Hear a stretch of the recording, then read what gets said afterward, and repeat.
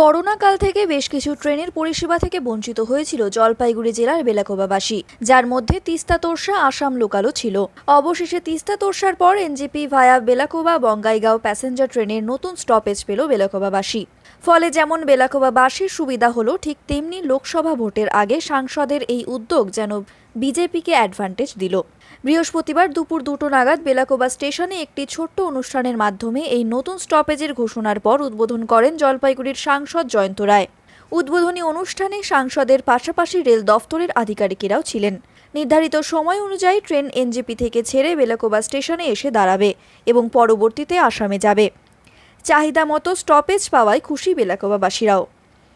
এই প্রসঙ্গে সাংসদ জয়ন্ত রায় বলেন, করোনার সময় এই ট্রেনের স্টপেজ বন্ধ হয়ে যায়, ফলে এখানকার মানুষেরা আমার কাছে বারবার এই ট্রেনের স্টপেজের দাবি জানিয়ে এসেছে। আমি তাদের দাবি মতো রেল মন্ত্রককে জানিয়েছি। রেল মন্ত্রক সাড়া দিয়ে পুনরায় বেলাকোবায় স্টপেজ দিয়েছে। বেলাকোবার পাশাপাশি এনজেপি থেকে আসার সময় আমবাড়ি ফালাকাটা স্টেশনেও এই ট্রেন দাঁড়াবে বলে সাংসদ জানিয়েছেন। সাংসদের প্রতিশ্রুতি মতো ইতিপূর্বে তিস্তা তোরসার স্টপেজ পেয়েছে বেলাকোবাবাসী, এরপর আসাম লোকাল। সব মিলিয়ে লোকসভা ভোটের আগে যেন জনতার দাবি পূরণে বিজেপি যেন অ্যাডভান্টেজ পাচ্ছে বলেই ধারণা রাজনৈতিক মহলের। এখান থেকে এবারে এখানে কিন্তু এই ট্রেনটা দাঁড়াবে। এবার অনেক দিনের আশা ছিল এখানকার মানুষের। আমাকে কিছুদিন আগে জানায়, বিশেষ করে আমার সাথে যারা আছেন দেখতে পাচ্ছেন, এনারা আমাকে কয়েকদিন আগে নিয়েও এসেছিলো, দেখিয়েছিল এখানকার কত গুরুত্বপূর্ণ এই ট্রেনটা।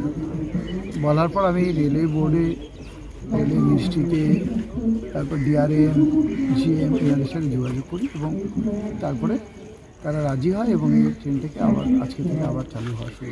কোথায় কোথায় স্টপেজ নতুন হলো এই স্টেশন? এটা দুটো স্টপেজ, যেটা বেলাকোবাতে ছিল না আর আমবাড়ি ফালাকাটা ছিল না। সেই কতটা সুবিধা হবে এলাকার মানুষের মনে করছেন স্টপেজ? এখান থেকে সাধারণ মানুষ কিন্তু সাধারণত ট্রেনে যাতায়াত করে, বিশেষ করে বাসের তো ভাড়া অনেকটা বেশি, সময় বেশিক্ষণ লাগে, এখানে নির্দিষ্ট টাইমে পৌঁছতে পারে না, যেতেও পারে না।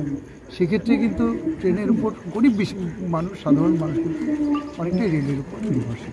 যারা চেয়েছিল এই স্টপেজ, তাদের উদ্দেশ্যে কি বলবেন আজকে? না, আপনারা আমাকে বলেছিলেন, বিশেষ করে আমার কার্যকর্তা যারা আছেন এদের পাশে দেখতে পাচ্ছেন, এখানকার সব স্থানীয় আমাদের ভারতীয় জনতা পার্টির কার্যকর্তা এবং কিছু সাধারণ মানুষ, তারা আমাকে জানিয়েছিল, দেখিয়েছিল যেগুলো করতে হবে। দাদা আপনি আছেন, আমাদের যেগুলো করতে হবে, আপনি তো ওদের কথা বলার সঙ্গে সঙ্গে আমি তারপর বিভিন্ন জায়গায় যেটা বললাম সবার সাথে যোগাযোগ করি এবং আজকে পেয়েও গেলাম। পাশাপাশি উত্তরবঙ্গ এক্সপ্রেসেরও একটা দাবি এসেছে এলাকার মানুষের, কি বলবেন? দেখুন, দাবি আসুক, আমি তো যতদিন আছি তখন মানুষের জন্য নিবেদিত আছি, এটুকু আমি বলতে পারি। মানুষের জন্য চেষ্টা, মানুষের জন্য করার জন্য যা ভালো করার জন্য যা করার দরকার আমি আমার দিক থেকে। এবং এখানে আরেকটা রিকোয়েস্ট এসছে, আমি এখনই ডিআরএম সাহেবদের দেখাবো, এখানে রাস্তা তৈরি করতে হবে। তো রেলের জমির মধ্যে রাস্তা হলে নাকি মানুষের এখানকার খুব সুবিধা হবে। আমি তাদেরকে নিয়ে সেই জায়গাটা দেখিয়েও দেবো, আশা করছি সেটাও হয়ে যাবে।